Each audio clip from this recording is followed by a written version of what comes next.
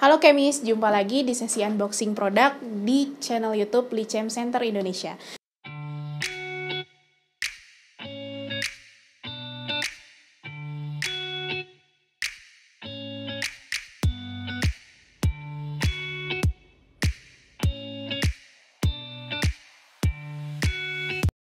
Kali ini kita kedatangan alat dari SI Analytic dengan tipe Lab 865 yang dimana ini merupakan alat dari pengukur pH, yaitu alat pengukur tingkat keasaman atau kebasahan dari satu larutan atau suatu sampel.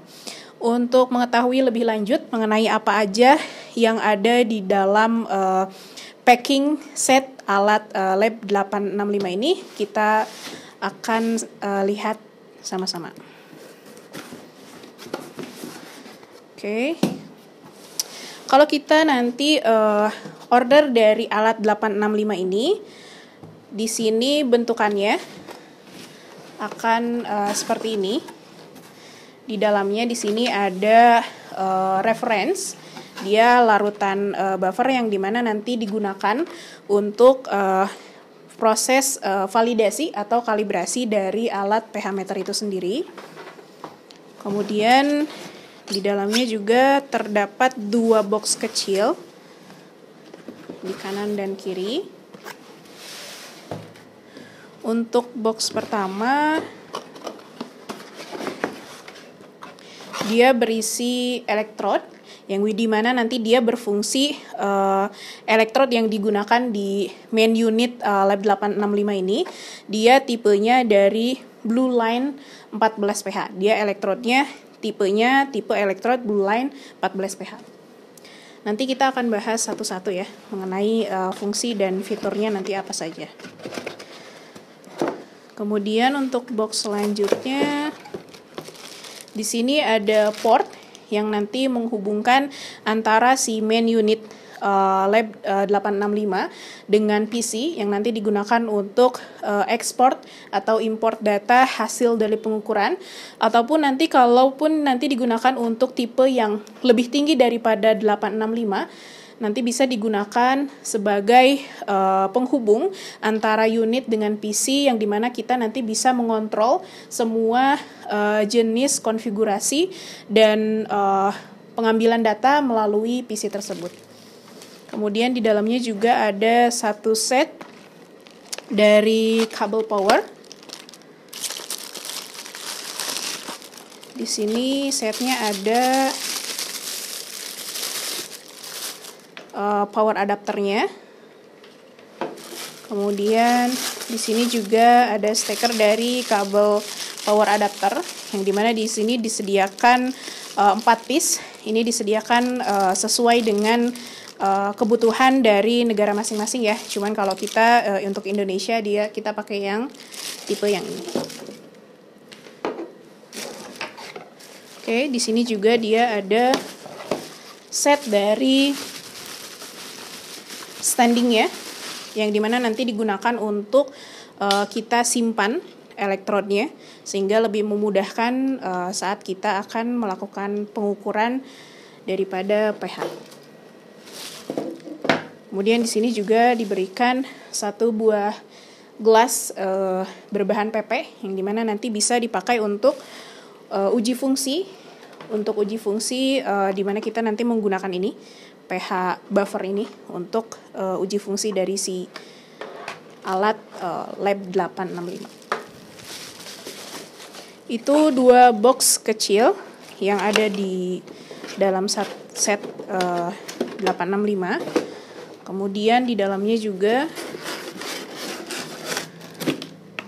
terdapat lagi tentunya ini main unitnya. Main unitnya Lab 865. Tipe unitnya seperti ini. Di sini ada port-port lainnya yang nanti akan kita bahas satu-satu untuk fungsinya apa. Kemudian tampilan dari depannya seperti ini. Di sini ada displaynya dan di bawahnya ada controllernya. Kemudian dia juga di sini ada port untuk baterai Jadi dia sistemnya juga bisa digunakan secara portable, dalam artian kalaupun nanti tidak dikoneksikan dengan sumber listrik, dia bisa menggunakan sumbernya itu dari baterai. Baterainya itu dia tipe AA, tipe A2, yang dibutuhkan sebesar 1,2 sampai 1,5 volt. Nanti yang dibutuhkan sebanyak 4 buah.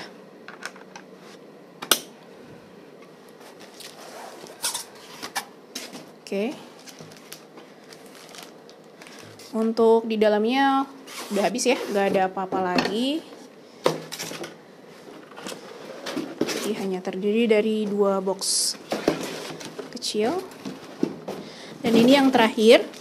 Yang terakhir ini ada kaset, yang dimana kaset ini berisikan tentang operating manual dari penggunaan alat tersebut. Kemudian ada juga driver dan software. Untuk yang tipe Lab 865 ini kebetulan dia tidak bisa digunakan untuk dikoneksikan ke dalam PC. Akan tetapi konektor yang tadi itu yang USB-nya hanya dapat digunakan sebagai fitur untuk ekspor atau import data.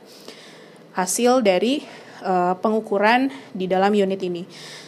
Sedangkan untuk yang kaset ini dia memang didesain untuk semua jenis lab ataupun ProLab dari parameter pH ataupun multiparameter lainnya, sehingga apapun nanti jenis dari alatnya pasti nanti akan diberikan satu set dari CD ini, yang dimana sudah terdapat di dalamnya driver dan software dari SI untuk konfigurasi penggunaan dari alat tersebut. Kemudian di dalamnya juga ada buku dari operation manual. Di sini totalnya ada 5. Ada 5, berbeda dengan CD tadi yang memang ini dibuat secara general. Jadi apapun dia jenisnya, dia pasti akan dibelikan set CD yang di dalamnya sudah ada operation manual dari berbagai jenis alat. Kemudian dia juga ada driver sama software. Nah, berbeda dengan manualnya. Kalau manualnya dia memang dibuat spesifikasi. Jadi kalau di sini kita menggunakan Lab 865, maka operation manualnya juga yang diberikan adalah 865. Hanya di sini diberikan sebanyak 5 buah. 5 buah ini isinya sama semuanya. Hanya dia memiliki bahasa yang berbeda. Dia ada bahasa Spanyol, kemudian ada Jerman juga, kemudian dia ada bahasa Jepang juga, kemudian ada dari Belanda juga, kemudian ada juga dari Inggris. Dan tentunya kita dapat menggunakan, mungkin yang common biasa digunakan itu yang operation manual yang berbahasa Inggris.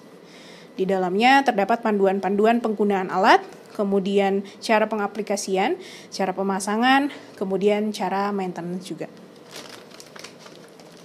Oke Kemis, setelah kita mengetahui mengenai apa saja fitur-fitur yang ada di dalam box set Lab 865 ini, sekarang saya akan menunjukkan bagaimana cara instalasi, kemudian nanti dilanjutkan dengan penggunaan alat ya. Di sini ada main unit dari Lab 865. Kemudian di sini dilengkapi dengan standing yang nanti digunakan untuk menyimpan elektrod. Standing ini nanti disambungkan ke main unit, dan cara pemasangannya di dalam main unit ini di sini ada 1 buah baut. Kalau dari belakang dia ada di ujung atas bagian kanan. Nanti baut tersebut kita lepas terlebih dahulu.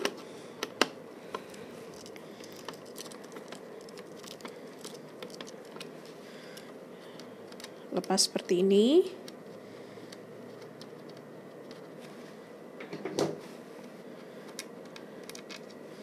Oke, kalau sudah, nanti bagian yang berlubang nanti disambungkan ke bagian baut yang tadi.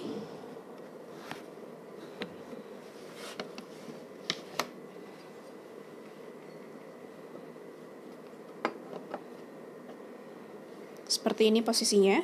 Jadi untuk untuk standingnya dia menghadap ke depan ya, menghadap ke atas. Kalau dari unitnya dia menghadap ke atas. Kemudian untuk lubangnya nanti disesuaikan. Untuk tempat bautnya dia berfungsi untuk mengencangkan standnya ya. Kencangkan lagi dengan baut yang tadi.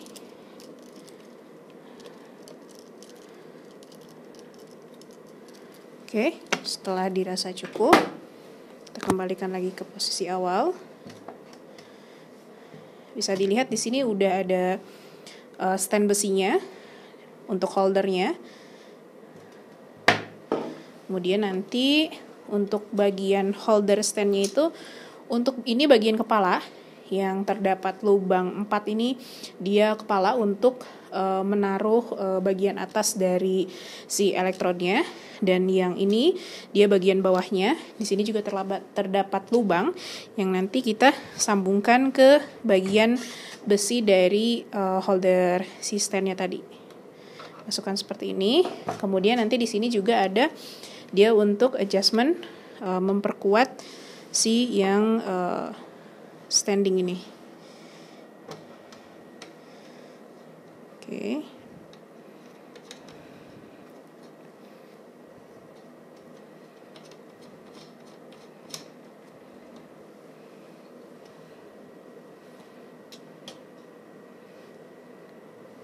Nanti posisinya seperti ini. Bisa dilihat posisinya seperti ini. Dan untuk elektrodnya nanti posisinya disimpan di depan seperti ini. Oke. Dan di bagian belakang dari unit, di sini ada beberapa bagian port. Oke. Untuk bagian belakangnya di sini ada port untuk yang paling kanan, ini port untuk elektrod.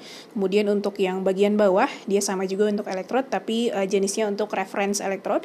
Dan bagian atas dia untuk sensor suhu. Sensor suhu yang biasa digunakan itu tipe PT100, yang dimana PT itu menandakan bahwa sensor tersebut terbuat dari platinum.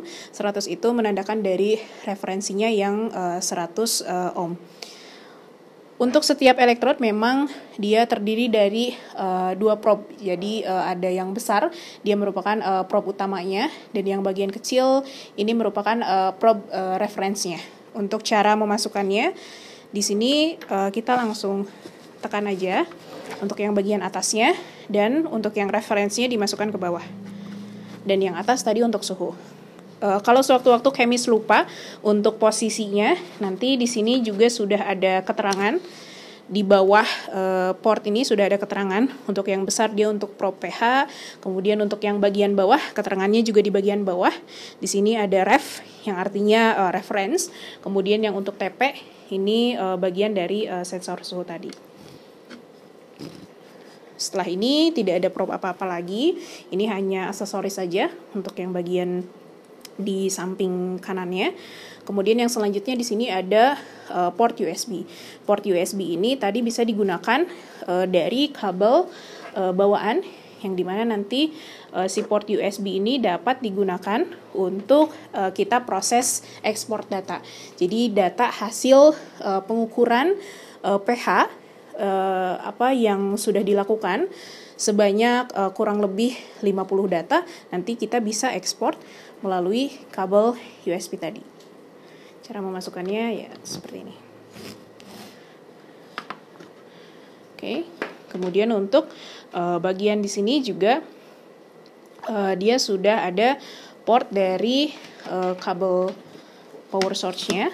Jadi untuk power source-nya dia bentuknya yang kecil ini. Yang seperti ini.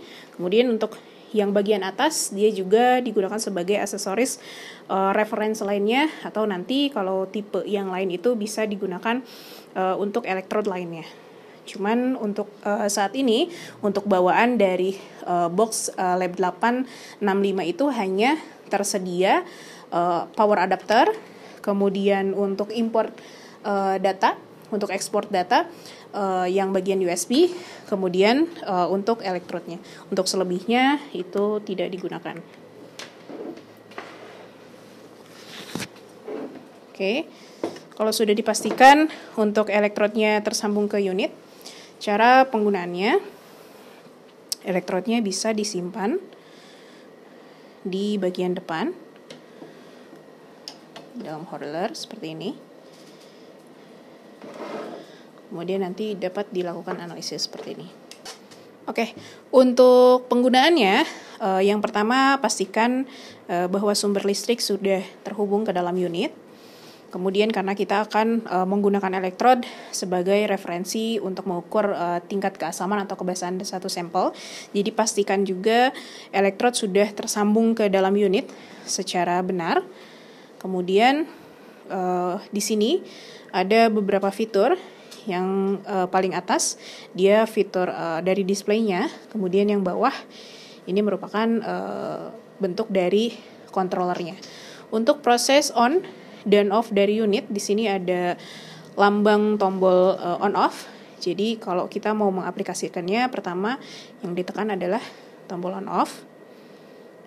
Dan tampilan default yang muncul tadi ada dari brandnya ya, SE Analytics, tapi dia hanya muncul sekitar 2 detik, kemudian langsung muncul ke bagian main menunya. Untuk saat pertama kali dinyalakan, di sini yang muncul adalah bagian menu, kemudian di sini bagian informasi bahwa nilai yang muncul di bagian tengah ini merupakan nilai dari pH. Kemudian di sini juga ada nilai suhu.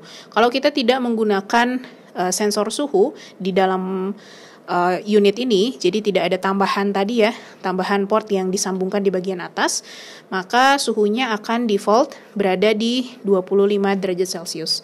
Berbeda kalau misalnya nanti kita menggunakan sensor suhunya nanti akan disimpan di sini, kemudian akan dimasukkan ke dalam sampel.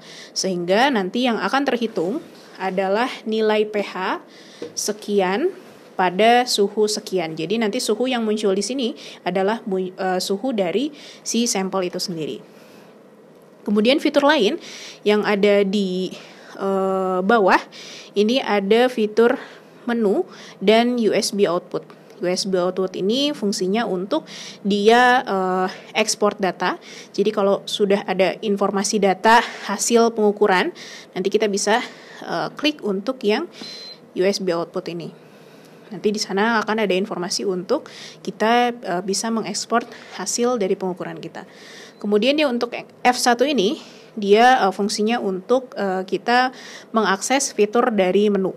Jadi kalau kita mau akses fitur menu, kita klik bagian F1, nanti di sini akan ada beberapa pengaturan.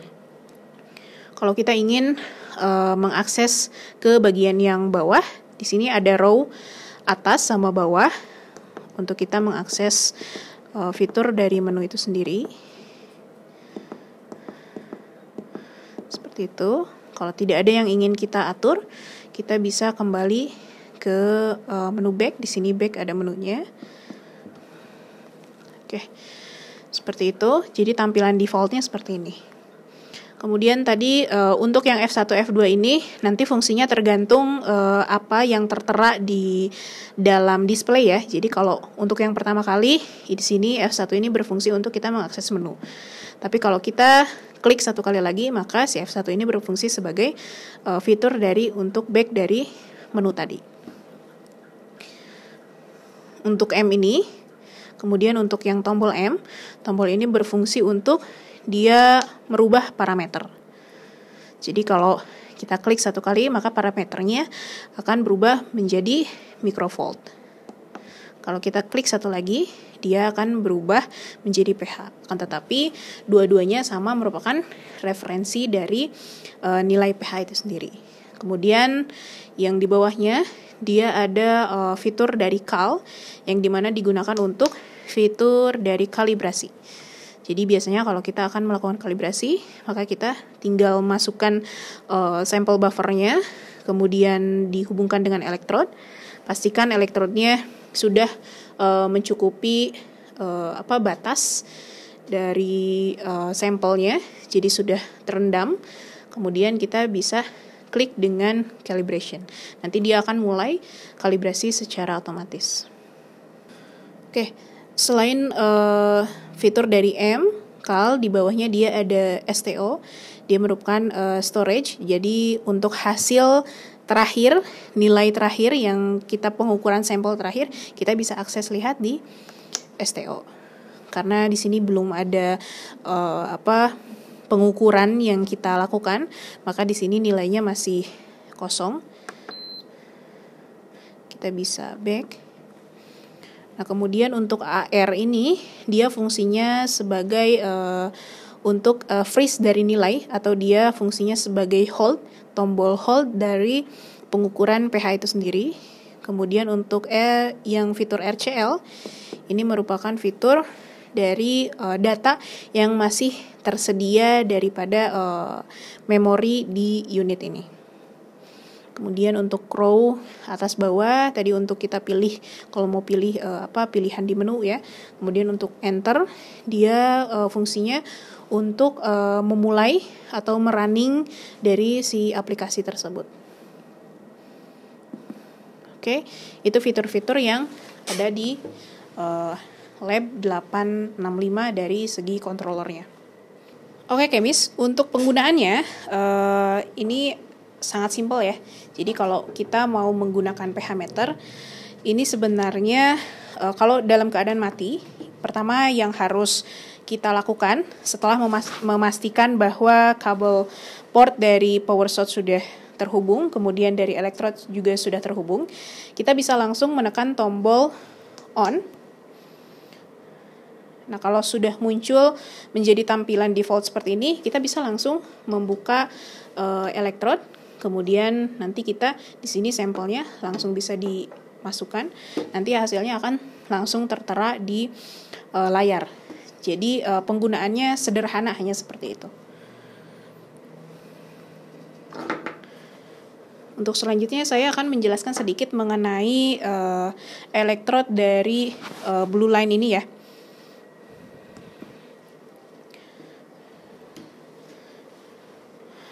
Oke,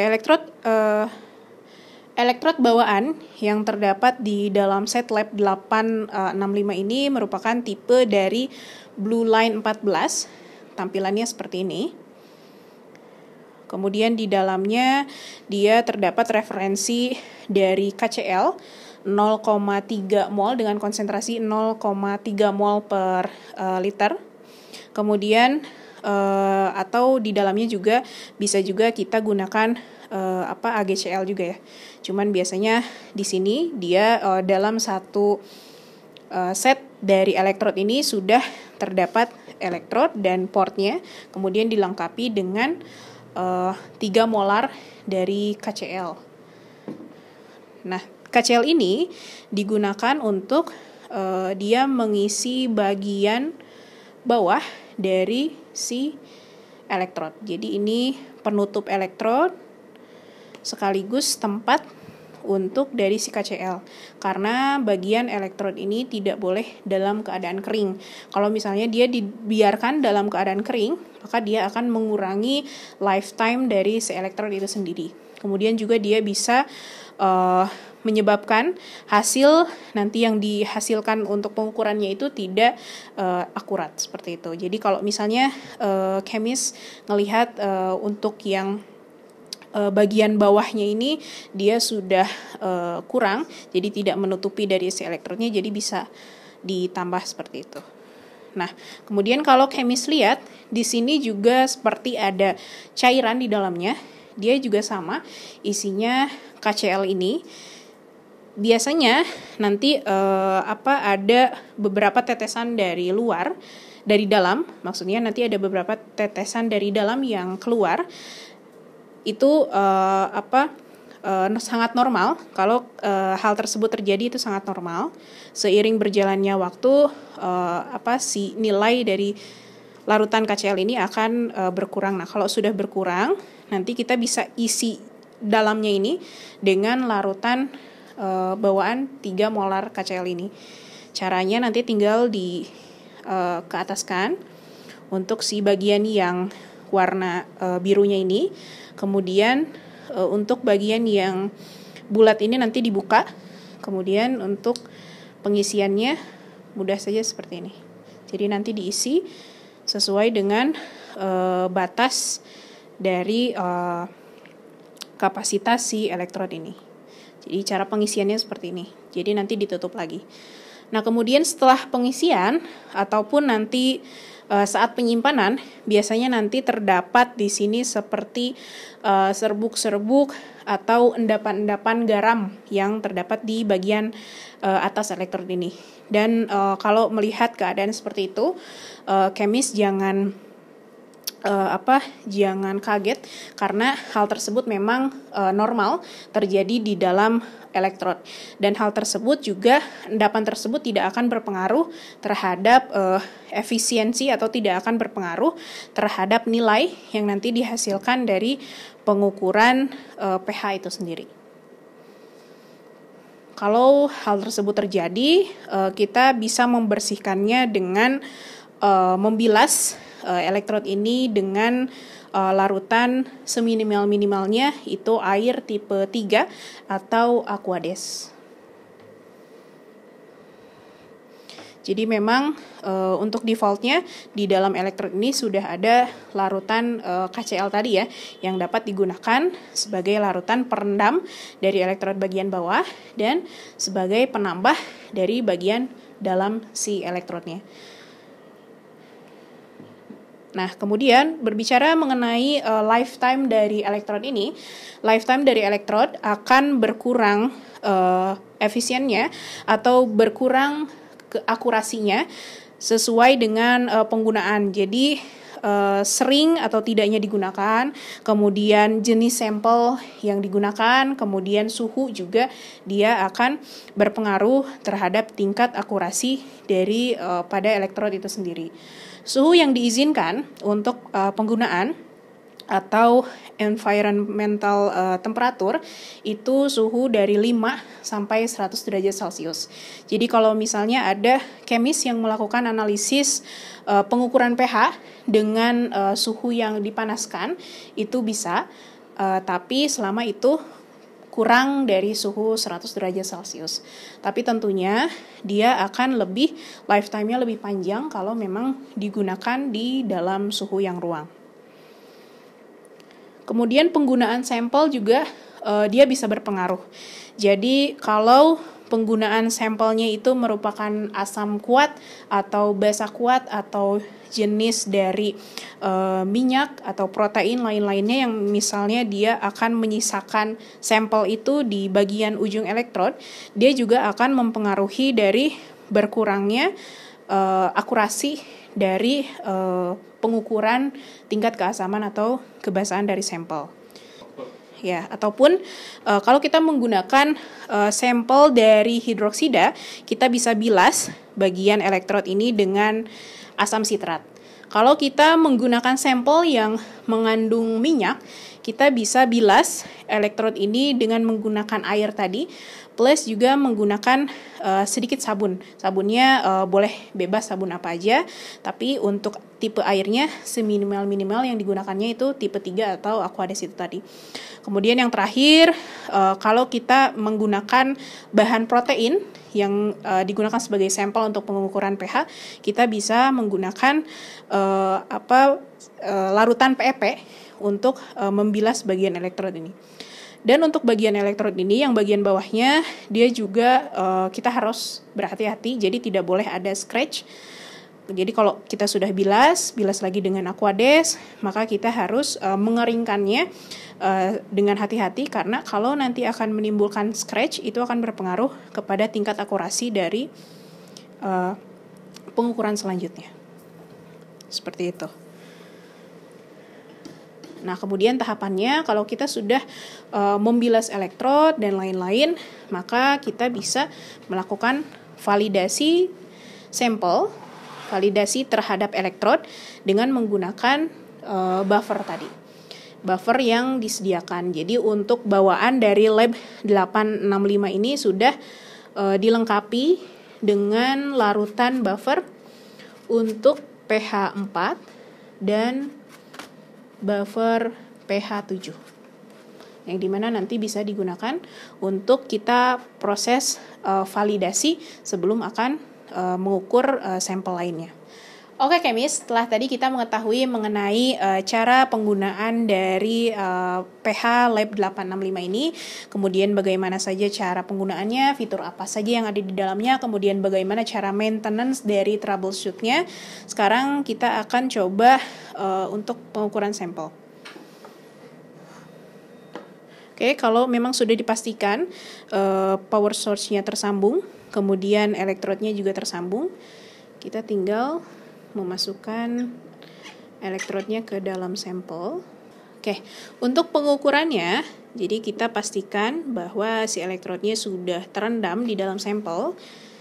Batas yang harus terendam nanti ada di plat sampel bagian bawah, jadi sampai batas yang beningnya itu yang tidak berwarnanya itu terendam, bagian kacanya itu terendam. Kemudian kita juga harus pastikan kalau elektrodnya sudah terendam di dalam sampel, akan tetapi tidak mengenai batas dasar daripada si gelasnya, karena nanti dikhawatirkan akan timbulnya scratch kalau misalnya si elektrodnya terlalu berdekatan dengan sampelnya, kaca sampelnya. Kalau sudah seperti itu, kita bisa langsung nyalakan unitnya, dan nanti sebenarnya nilainya dia akan otomatis muncul dan otomatis terekam seperti itu. Kalau dia sudah seperti ini, kita klik enter. Untuk penggunaannya, tadi dipastikan kalau sudah terhubung semuanya, kemudian diklik tombol dari powernya. Kalau sudah tampil jadi tampilan default seperti ini, tinggal dimasukkan elektrodnya, kemudian nanti hasilnya langsung akan tertera di display. Akan tetapi biasanya untuk pengukuran biasa di laboratorium, kita sebelum akan mengukur sampel, biasanya kita akan melakukan validasi terlebih dahulu. Apalagi kalau misalnya sampel kita berada di pH yang beragam. Jadi contohnya kita akan melakukan analisis di pH 4, kemudian kita juga akan melakukan analisis di pH 8 misalnya. Jadi kalau kita akan melakukan di asam, maka biasanya kita harus validasi dulu menggunakan larutan buffer yang pH 4. Larutan pH 4 kita masukkan, kemudian nanti kita validasi. Jadi untuk yang ini dia sistemnya ampul ya, jadi nanti tinggal dibuka untuk yang pH 4 kalau kita mau melakukan analisis yang asam dulu. Kita buka, kemudian kita simpan referensinya di sini. Kita masukkan ke rendam elektrodnya, kemudian kita klik untuk yang kalibrasi.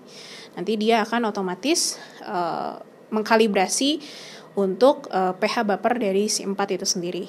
Baru setelah selesai kalibrasi, nanti keluar hasilnya, kemudian baru nanti kita masukkan ke sampel yang akan kita analisis. Kalau nilai dari kalibrasinya atau validasinya dia sudah tersimpan.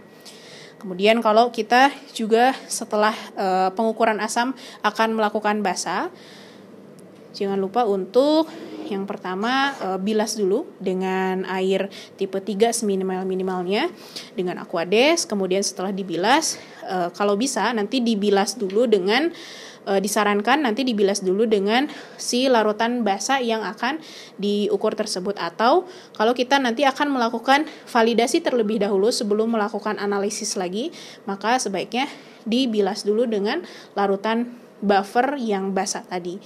Baru setelah itu nanti kita pengukuran buffernya sama, nanti kita klik kalibrasi. Setelah kalibrasi selesai, nanti di sini akan muncul fitur selesai, kembali lagi ke bagian default.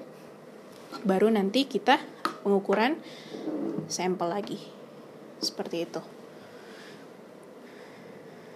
Jadi sebenarnya untuk kalibrasi itu dia berfungsi untuk men-setting, di mana dia men-setting unit dan elektrod untuk berada di pH yang memang diinginkan atau pH yang sesuai.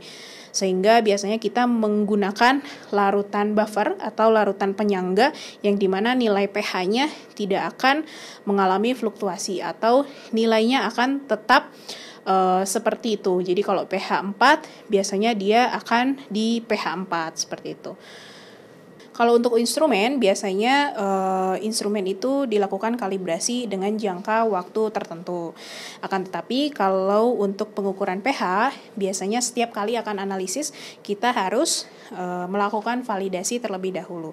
Atau untuk di sini terdapat fitur dari kalibrasi. Oke Kemis, itu tadi penjelasan mengenai unit dari Lab 865 dari SI Analytic. Tadi kita sudah mengetahui mengenai fitur-fitur apa saja yang ada di dalamnya, kemudian bagaimana cara penggunaan dan maintenance dari alat tersebut. Untuk Kemis yang ingin mengetahui lebih lanjut mengenai Lab 865 atau ingin berkonsultasi mengenai alat ini atau konsultasi mengenai alat-alat lainnya, silahkan menghubungi kontak di bawah ini. Saya Putri Tiara Sutaji, Service Engineer dari PT Lichem Center Indonesia. Sampai jumpa di video berikutnya.